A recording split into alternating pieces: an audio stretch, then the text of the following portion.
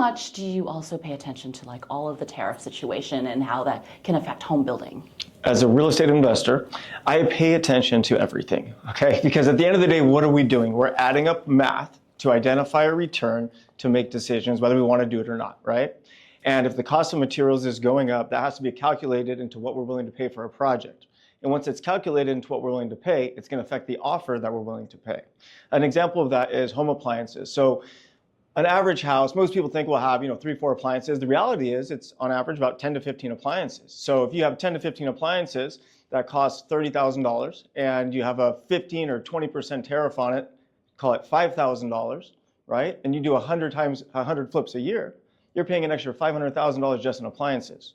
But that's not the only thing that we're getting hit with. So across the board, the costs are going up, and really who's going to hurt?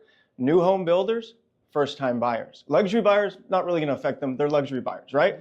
First-time home buyers, they're usually strapped for cash, and with the prices and the high rates, they're doing everything they can just to buy a house. And then new home builders, well, the biggest problem with building is the cost of building, and that's why the prices keep going up.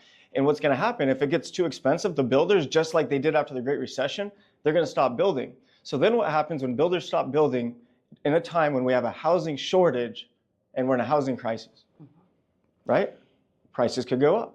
It is just starting, so there are a lot of unknowns. Have you felt any of the effects, though, just with even the talk of raising prices, of putting tariffs on materials? I mean, from the time you first started building or flipping homes to now, I mean, certainly you've seen some sort of like big increase there, just again, when you look at the numbers. I'll give you an example. On one of my first flips in 2010, it was a house in Garden Grove, California. I think I paid $280,000 for it. I think I put $110,000 or $120,000 into it, and I think I sold it for $550,000. Okay.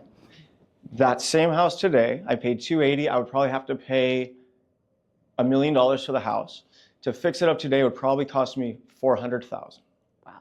So that's how much more I pay today. I used to remodel an entire house, inside, outside, new windows, new everything, 1,500 square foot house for $42,000.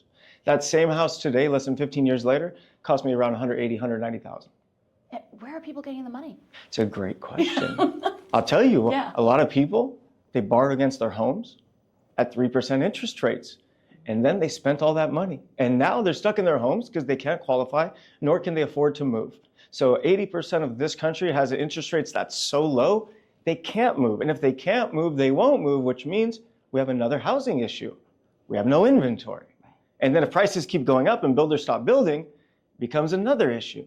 So we don't know what's going to happen until this kind of pans out over the next few months here.